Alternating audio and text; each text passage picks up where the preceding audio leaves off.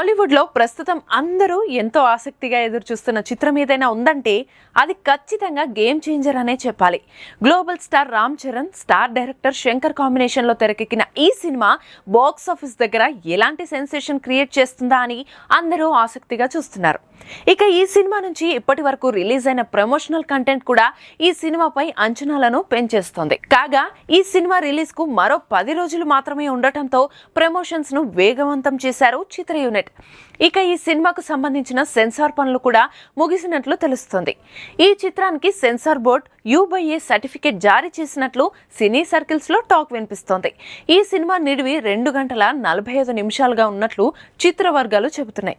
అయితే దీనికి సంబంధించిన అధికారిక ప్రకటన రావాల్సి ఉంది. ఇక ఈ సినిమాలో రామ్ చరణ్ 2 వైవిధ్యమైన పాత్రల్లో నటిస్తున్నాడు. కియారా అద్వానీ హీరోయిన్ గా నటిస్తున్న ఈ సినిమాలో S.J. సూర్య, శ్రీకాంత్, అంజలి తదితరులు ఇతర ముఖ్య పాత్రల్లో నటిస్తున్నారు. తమన్ ఈ సినిమాకు సంగీతం అందిస్తుండగా శ్రీ వెంకటేశ్వర క్రియేషన్స్ బ్యానర్ పై దిల్ రాజు ప్రొడ్యూస్ చేస్తున్నారు.